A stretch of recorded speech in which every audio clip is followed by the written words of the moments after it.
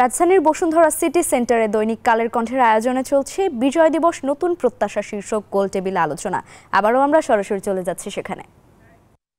কোনোভাবেই যেন না ফিরে আসে, সেটা আমাদের সাংবিধানিক যে কনস্টিটিউশনাল গ্যাপ বলি বা কনস্টিটিউশনাল জটিলতা বলি, সেই জটিলতার মাধ্যমে যেন না ফিরে আসে।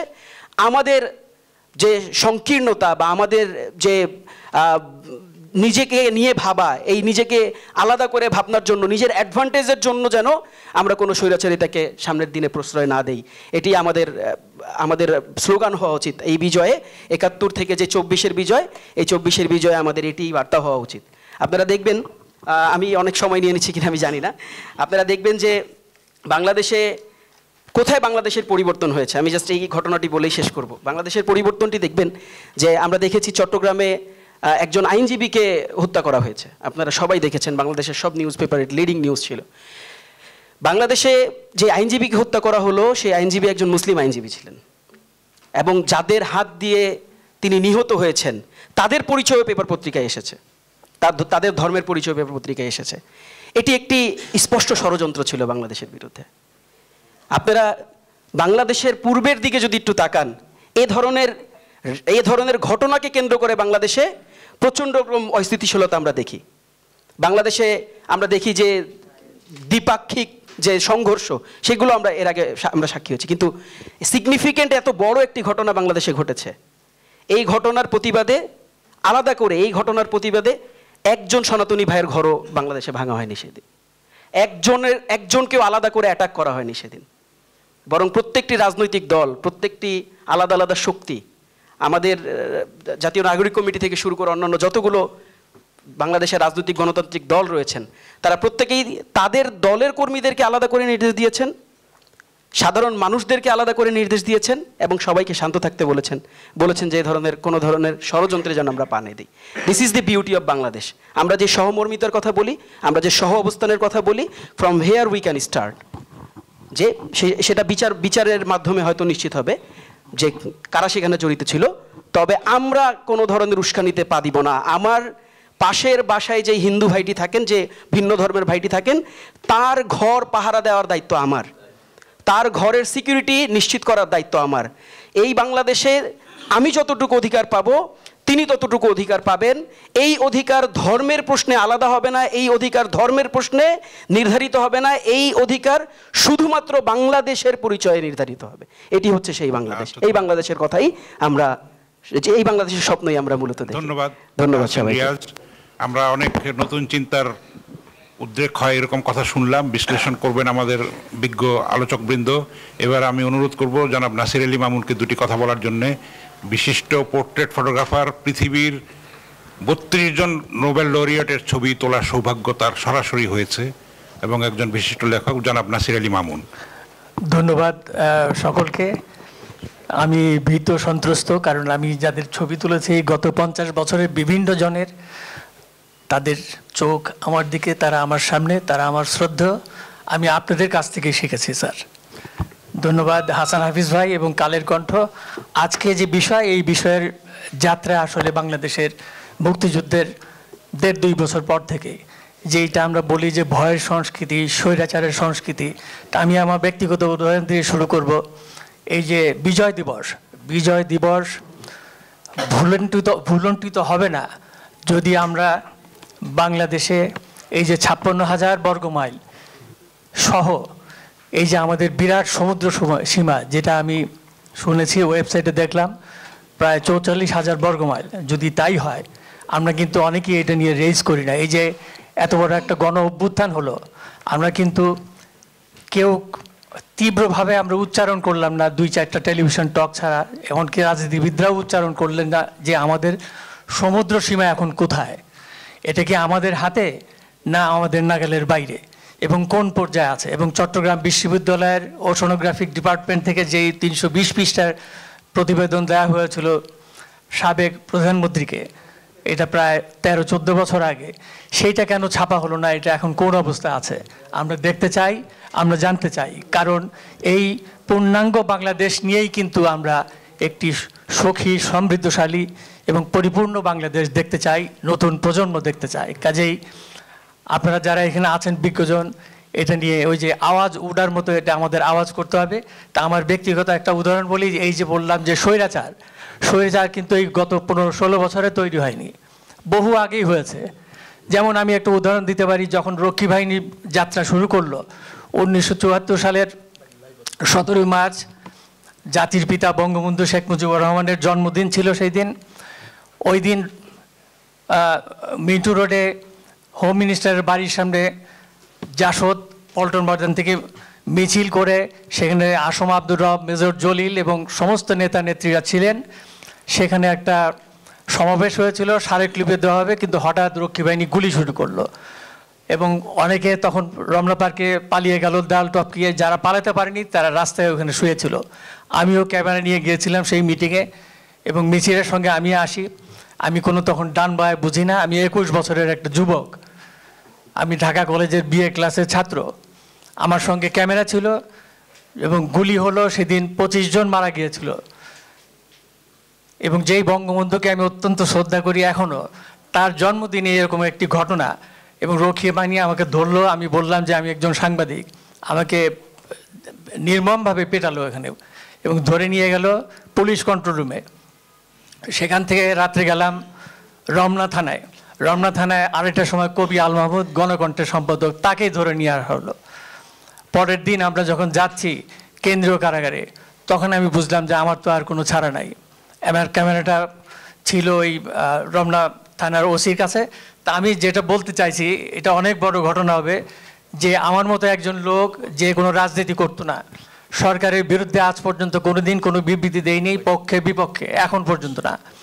এই যে আমি বলি, এই যে নিরীহ মানুষের উপরে অত্যাচার, এটা 16 বছরে হয়নি, এটা শুরু হয়েছে আসলে বহু আগে এবং নানাভাবে সেটা বিভিন্ন সময় কিন্তু এই অত্যাচার চালু রয়েছে। আমাদের দেশে একটা জিনিস আমি লক্ষ্য করি যে উদয় করার রাজনীতি এবং উদয় করার একটা সংস্কৃতি, আমাদের দেশের শিল্প, সাহিত্য, সংস্কৃতি, এমনকি রাজনীতি ক্ষেত্রে যাদের অবদান, সত্যিকারের অবদান রয়েছে, তাদেরকে আমরা ইতিহাস থেকে উধাও করে দিয়েছি পরিকল্পিতভাবে। এই জন্য আমি একটু নার্ভাস, না মনে হচ্ছে নার্ভাস ফিল করছি। আমি পাহাড়ের ছেলে, আপনারা সকলেই জানেন, আমার চেহারা দেখলে বোঝা যায় আমি পাহাড়ের ছেলে। কেমন বাংলাদেশ চাই, নতুন প্রত্যাশা কি আমাদের? আমি শুরু করার আগে আমি আমার জাতির সম্বন্ধে আমি একটু গল্প শোনাতে চাই আপনাদেরকে। বাংলাদেশে আমরা বান্দরবান জেলা, নাইক্ষ্যংছড়ি উপজেলায় একমাত্র উপজেলা, আর কোনো উপজেলায় আমাদের শাক জাতির গোষ্ঠী নাই। আমরা 6000 বাংলাদেশে আছি। হয়তোবা আপনারা আমাকে দেখলে চাকমা কিংবা মারমা কিংবা ম্রো এই নামে আপনারা চিনবেন, কিন্তু বিগত 53 বছর ধরে কোনো সরকার আমাদেরকে এই বাংলাদেশের মানুষের কাছে, বাঙালি জাতির কাছে আমাকে পরিচয় দান করার প্রক্রিয়া কেউ করে নাই। এই জন্য আমি অনেক ধন্যবাদ দিই কালের কণ্ঠকে যে আজকে এরকম একটা প্ল্যাটফর্ম আমাকে সুযোগ করে দেওয়ার জন্য। আমার জাতি এবং আমার পাহাড়ে যে সমস্ত অজানা জাতির একটা প্রতিনিধিত্ব করার সুযোগ দিয়েছেন, এই জন্য। আমি প্রথমে 2024-এর ঘটনা নিয়ে একটু কথা বলতে চাই। ইদানিং সবচেয়ে আলোচিত এবং সমালোচিত একটা ঘটনা, যেটা কিনা আমাদের পার্শ্ববর্তী রাষ্ট্র আমাদেরকে বা আমাদের বাংলাদেশকে নিয়ে প্রপাগান্ডা ছড়িয়ে বেড়াচ্ছে, সেটা হচ্ছে সংখ্যালঘু ইস্যু। এখন এটা আমি সংখ্যালঘু বলতে চাই না, কিন্তু আমাকে এমনভাবে আমার মাঝে দিয়ে দেওয়া হয়েছে, আমাদের মাঝে দিয়ে দেওয়া হয়েছে, আমরা না চাইলেও এই সংখ্যালঘু শব্দটা অটোমেটিক্যালি আমাদের মাঝে চলে আসে। এখন ভারত যেভাবে আমাদেরকে নিয়ে প্রপাগান্ডা ছড়াচ্ছে, এই প্রপাগান্ডার জায়গা থেকে বেরিয়ে আসা আমাদের কাজ কি? আমরা কীভাবে বেরিয়ে আসতে পারি? এখন একজন মৌলানা মাইকে 1000বার যখন চিল্লাবে বাংলাদেশে কোনো সংখ্যালঘু নির্যাতন হচ্ছে না, কোনো আপনার বৌদ্ধ কিংবা হিন্দু ভাইদেরকে আক্রমণ করা হচ্ছে না, তার 1000বার আওয়াজের আমার এক আওয়াজ, আমি মনে করি এটা যথেষ্ট। এখন এই 2024-এ যে সরকার আছে, এবং ভারত যেভাবে করে আমাদেরকে ব্যবহার করে প্রপাগান্ডা ছড়াচ্ছে, এই প্রপাগান্ডাকে যদি আমরা রুখে দিতে চাই, তাহলে আমি মনে করি আপনারা যারা মিডিয়া আছে, মিডিয়া কর্মী আছে এবং বাংলাদেশ গভর্নমেন্ট যারা আছে, এরা এই সংখ্যালঘুদের মানে এই যে ছোট ছোট জাতিসত্তা যারা আছে, এদেরকে ডেকে এদের মুখ থেকেই আসলে স্বীকারোক্তি নিতে হবে যে আপনি আসলে বাংলাদেশে কেমন আছেন। এটা যদি আমরা বলাতে পারি, তাহলে অটোমেটিক্যালি আন্তর্জাতিকভাবে আমাদের বাংলাদেশের একটা ইমেজ যে সংকট তৈরি করার চেষ্টা করছে, এখান থেকে আমরা উত্তরণ হতে পারবো। এখন আমরা কেমন বাংলাদেশ চাই? এমন বাংলাদেশ চাই যে বাংলাদেশে আগামীতে কোনো ধর্মকে নিয়ে টানাটানি করবে না, জাতিভেদ করবে না, এমন একটা বাংলাদেশ চাই। যে বাংলাদেশে আমরা কোনো একটা অনুষ্ঠান বা কোনো কিছু উদ্বোধন করতে গেলে আপনার কোরআন তেলাওয়াত হয়, কিন্তু ত্রিপিটক পাঠ হবে না, গীতা পাঠ হবে না, কিংবা বাইবেল পাঠ হবে না। এরকম সম্প্রীতি আমি চাই না। সম্প্রীতি হতে হবে এমন, আপনি আপনার মন থেকে আপনি সম্প্রীতি বলবেন, কিন্তু আপনি কাজে কর্মে সম্প্রীতি দেখাবেন না, তাহলে তো হবে না। আপনি কিভাবে দেখাবেন? বাংলাদেশে ধর্মীয় সম্প্রীতি আছে, এটা একটা উজ্জ্বল দৃষ্টান্ত হবে তখনই যখন আপনার কোরআন তেলাওয়াতের পাশাপাশি আপনি যখন গীতা, বাইবেল, ত্রিপিটক পাঠ আপনি যখন করাবেন। আর কিছু করতে হবে না, আপনি মিডিয়াতে সরাসরি এটা আপনার দেখাবে। আপনার এরকম যদি হয়, তাহলে তো আমাকে মুখ দিয়ে আর বলতে হবে না বাংলাদেশের সম্প্রীতি আছে। এক্ষেত্রে দুটো কাজ হবে। প্রথমত, আমাদের মধ্যে যে একটা সাম্প্রদায়িক একটা গোড়ামি রয়েছে, এখান থেকে আমরা আস্তে আস্তে বেরিয়ে আসতে পারবো। এখন আমি যদি বলি, আমি একটু শিক্ষা খাত নিয়ে বলতে যাচ্ছি। আমাদের বাংলাদেশের শিক্ষা কেমন? আমাদের বাংলাদেশের শিক্ষা হচ্ছে এমন একটা শিক্ষা ব্যবস্থা, আমরা ব্রিটিশদের দিয়ে যাওয়া শিক্ষা ব্যবস্থার মধ্যে আমরা আছি। আমরা কেরানি হতে শিখি, আমরা আপনার চাকর হতে শিখি, আমরা শিখি না একজন গবেষক হতে, আমি শিখি না একজন আমি কি বলবো ব্যবসায়ী হতে। আমাদেরকে শেখায় চাকর হতে। বিসিএস কি? বিসিএস আমরা সবাই বিসিএস বললেই আমরা খুশি হই, বিসিএস বিসিএস বিসিএস। কিন্তু বিসিএসটা কি আসলে? এই বিসিএস তো একটা চাকরের মানে চাকর হওয়ার জন্য শিক্ষা দেয় আমাদেরকে। তা আমরা কি কখনো এটা নিয়ে বলেছি? আমরা বলি নাই। আমি মনে করি যে আমার বাংলাদেশেও আসলে শিক্ষা ব্যবস্থাকে রিফর্ম করা উচিত, যাতে করে আমরা চাকর হতে শিখবো না, আমরা মালিক হতে শিখবো। মালিক হতে শেখাবে আমাকে। এরপরে আমি যদি বলি আমাদের বাংলাদেশের চিকিৎসা খাত, আমাদের বাংলাদেশের চিকিৎসা খাত কিছু সিন্ডিকেটের মাঝে একটা আবদ্ধ রয়ে গেছে। কিভাবে? আমি যদি দেখি 2023 সালে যে আপনার কসমেটিক্স এবং ওষুধ আইন যেটা করা হয়েছে, এই ওষুধ আইনের মাধ্যমে আমাদের বাংলাদেশ থেকে যে সমস্ত ছোট ছোট উদ্যোক্তা এই আপনার চিকিৎসা খাতে আসতো, এরা আসতে পারছে না। এই আইনটাকে আমি মনে করি আসলে রিফর্ম করা উচিত। এভাবে যদি আমরা ছোট ছোট জায়গায় আমরা যদি রিফর্ম করি। আর আমি আরেকটা কথা বলি যে আমাদের বাংলাদেশ এই 2024-এর আন্দোলন কেন হয়েছিল? এটা 2018 সালে কোটা সংস্কার শুরু হয়েছিল, এই 2024-এ আমরা এটা শেষ করেছি। আমাদের এটা মূল টার্গেট কী ছিল? আমরা বেকার ছিলাম, বাংলাদেশে 25 লক্ষ শিক্ষিত বেকার ছিল, এরা কর্মসংস্থান চেয়েছে। এই কর্মসংস্থান কি আমরা নিশ্চিত করতে পেরেছি? আমরা পারি নাই। আমরা যদি বলি আমার পার্শ্ববর্তী দেশ মায়ানমারের কথা বললে আমরা ছোট চোখে দেখি। সেই মায়ানমার থেকে আপনার বিভিন্ন রাষ্ট্রে যেতে আপনার উচ্চশিক্ষার জন্য বলেন। বাংলাদেশ চাই নতুন প্রত্যাশা কি, সেই বিষয়ক গোলটেবিল বৈঠকের ইতিমধ্যেই আমাদের 3 জন আলোচক সেখানে আলোচনা করেছেন। সুধীবৃন্দ, আমরা জানি যে 1971 সালে যে মহান মুক্তিযুদ্ধটি আমাদের অনুষ্ঠিত হয়েছিল, সেই মহান মুক্তিযুদ্ধ আমাদের জাতির ইতিহাসে সবচেয়ে মহত্তম একটি অর্জন। এবং এই মুক্তিযুদ্ধের প্রেক্ষাপট রচিত হয়েছিল সুদীর্ঘ 24 বছরের একটি মুক্তি সংগ্রামের মধ্য দিয়ে। এবং এই মুক্তি সংগ্রাম যেটি আমাদের এই দেশে সংগঠিত হয়েছিল এবং চূড়ান্ত পর্যায়ে যে মুক্তিযুদ্ধ সংগঠিত হয়েছিল, সেই মুক্তিযুদ্ধের কয়েকটি সুনির্দিষ্ট লক্ষ্য ছিল আমাদের। এবং সেই লক্ষ্যগুলোর মধ্যে একটা অন্যতম প্রধান লক্ষ্য ছিল আমাদের একটি গণতান্ত্রিক সমাজ বিনির্মাণ, গণতান্ত্রিক রাষ্ট্র বিনির্মাণ।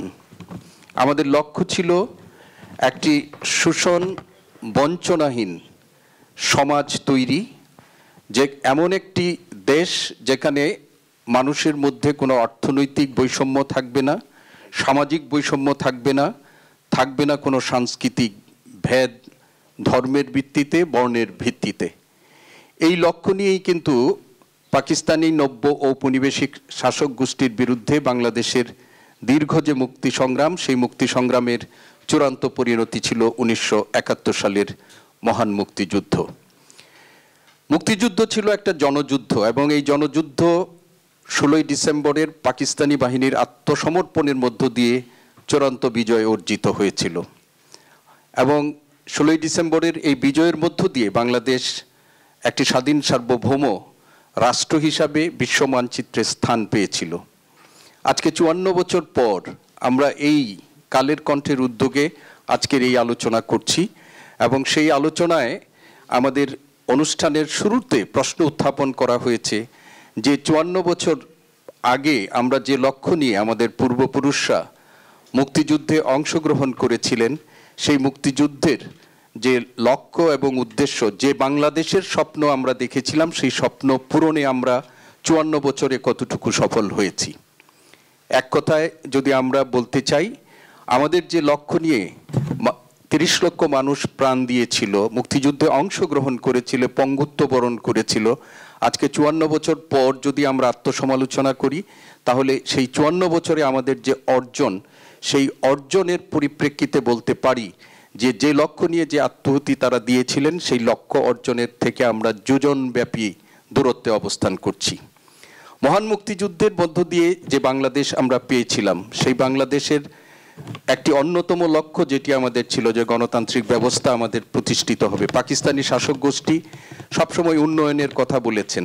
Ayub Khan decade of development প্রতিষ্ঠা করেছিল, উদযাপনের উদ্যোগ নিয়েছিলেন, কিন্তু বাংলাদেশের মানুষের যে বহুল কাঙ্ক্ষিত যে গণতান্ত্রিক ব্যবস্থাটি, সেটি উপহার দিতে ব্যর্থ হয়েছিলেন। আমরা মুক্তিযুদ্ধ করেছি, কিন্তু স্বাধীন সার্বভৌম বাংলাদেশে যে রাজনৈতিক দলের হাত ধরে এবং যার নেতৃত্বে মুক্তিযুদ্ধ সংগঠিত হয়েছিল, স্বাধীনতার 4 বছরের মাথায় সংবিধানের 4র্থ সংশোধনীর মাধ্যমে তার হাত ধরে বাংলাদেশে গণতন্ত্রের কবর রচিত হয়েছিল। সংসদীয় সরকার ব্যবস্থার পরিবর্তে আমরা দেখেছি সেখানে রাষ্ট্রপতি শাসিত একদলীয় সরকার ব্যবস্থা প্রতিষ্ঠিত হয়েছিল। বাংলাদেশে বহু দলীয় গণতন্ত্র শহীদ রাষ্ট্রপতি জিয়াউর রহমান প্রতিষ্ঠা করেছিলেন, কিন্তু এরশাদ সরকারের আমলে সেই গণতন্ত্র এসে আবার হুঁচট খেয়েছে। 90-এ মানুষ রক্ত দিয়ে গণ অভ্যুত্থান করেছে। একটি টেকসই গণতান্ত্রিক ব্যবস্থার পথে আমরা হাঁটতে শুরু করেছিলাম, কিন্তু সংবিধানের 5ম সংশোধনীর মাধ্যমে যে রাজনৈতিক দল মুক্তিযুদ্ধের নেতৃত্বের কথা বলে, মুক্তিযুদ্ধের চেতনার কথা বলে, সেই 5ম সংশোধনীর মধ্য দিয়ে তত্ত্বাবধায়ক সরকার ব্যবস্থা বাতিল করে আমাদের গণতান্ত্রিক যে চেতনা, একটা টেকসই গণতন্ত্র প্রতিষ্ঠার পথে বাংলাদেশের যে যাত্রা শুরু হয়েছিল, সেটিকে আবার আমরা দেখেছি ভুলুণ্ঠিত করা হয়েছে। গণতন্ত্রের নামে, নির্বাচনের নামে এদেশের মানুষের ভোটাধিকার হরণ করে এদেশের মানুষকে আবার একটি ফ্যাসিস্ট শাসনের জগদ্দল পাথর তাদের মাথার উপর চাপিয়ে দেওয়া হয়েছিল। ফলে বাংলাদেশের মানুষকে 24-এ আরেকটি রক্তাক্ত গণ অভ্যুত্থানের মধ্য দিয়ে এই ফ্যাসিস্ট স্বৈরাচারী শাসন ব্যবস্থার হাত থেকে রক্ষা পেতে হয়েছে। আমরা অর্থনৈতিক মুক্তির কথা বলেছি, আমরা একটি শোষণ বঞ্চনাহীন সমাজ ব্যবস্থার কথা বলেছি, কিন্তু আমরা দেখেছি স্বাধীনতার পরপরই, একটু আগে একজন বলেছেন, আমাদের সেই দেশে রক্ষী বাহিনী নামক একটি বাহিনী তৈরি করে আমাদের দেশের মানুষকে কীরকম চরম নিপীড়ন নির্যাতনের মুখে ঠেলে দেওয়া হয়েছিল।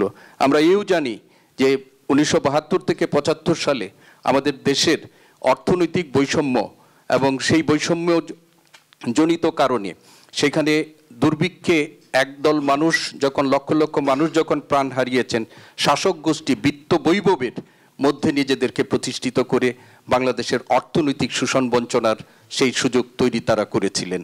এবং এর ধারাবাহিকতায় আমরা সর্বশেষ বাংলাদেশের যদি অবস্থা লক্ষ্য করি, ইতিমধ্যেই বাংলাদেশে একটি শ্বেতপত্র প্রকাশিত হয়েছে। অর্থনৈতিক ক্ষেত্রে গত 1.5 দশকের সীমাহীন লুটপাটের চিত্র সেই শ্বেতপত্রের মাধ্যমে আমাদের সামনে উপস্থাপিত হয়েছে। গতকাল গুম কমিশন তাদের তদন্ত প্রতিবেদন সেখানে উপস্থাপন করেছেন।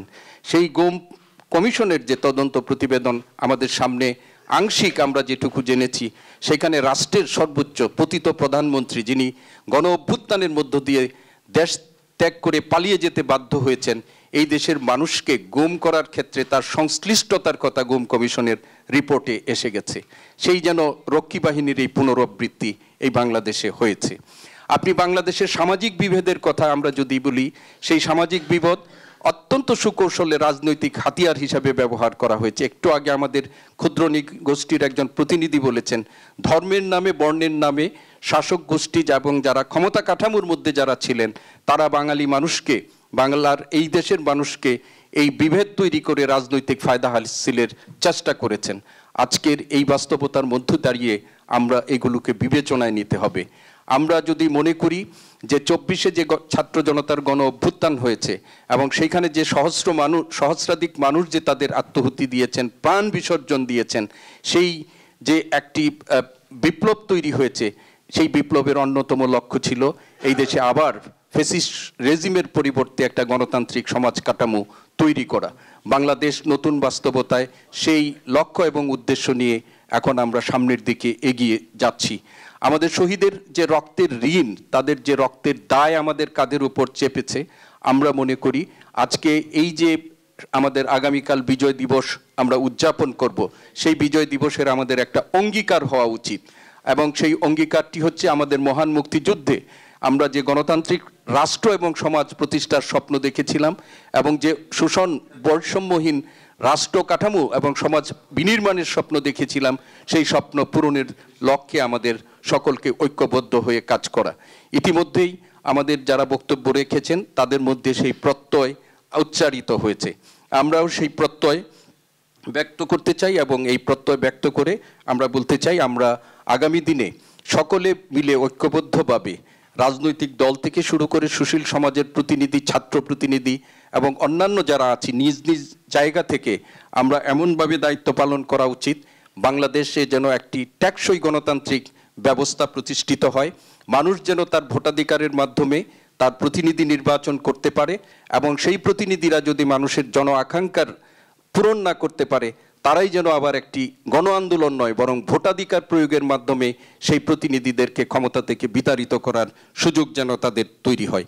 আমরা এমন একটি বাংলাদেশ বিনির্মাণের পথে আমরা অগ্রসর হই যেখানে আমার নিজেদের কষ্টার্জিত টাকা শাসক গোষ্ঠী বা ক্ষমতার বলয়ের মধ্যে যারা থাকেন তারা যেন পাচার করে বিদেশে তাদের স্বর্গরাজ্য প্রতিষ্ঠা করতে না পারেন, সেই ধরনের একটা টেকসই ব্যবস্থা যেন আমরা তৈরি করতে পারি।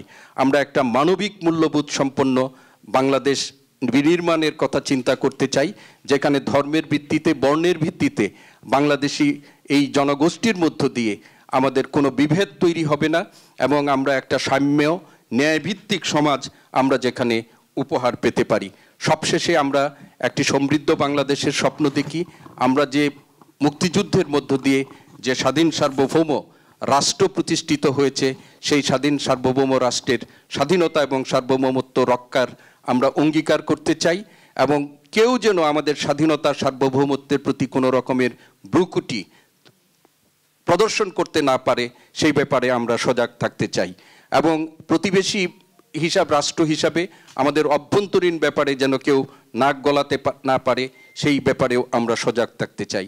আমরা আমাদের প্রতিবেশী রাষ্ট্রের সাথে সুসম্পর্ক বজায় রাখতে চাই, সমমর্যাদা এবং সাম্য এবং ন্যায্যতার ভিত্তিতে। আমরা কোনো রকমের দাদাগিরি সুলভ আচরণের কাছে নতি স্বীকার না করে আমরা আমাদের স্বাধীনতা সার্বভৌমত্বকে রক্ষা করতে চাই। 2024-এর এই বিজয় দিবসে এটি হোক আমাদের সবার অঙ্গীকার। আমাকে আমন্ত্রণ জানানোর জন্য এবং আমার কথা বলার সুযোগ দেওয়ার জন্য সবাইকে আন্তরিকভাবে ধন্যবাদ জানাচ্ছি। অনেক ধন্যবাদ অধ্যাপক ডক্টর সিদ্দিকুর রহমান খান। আমরা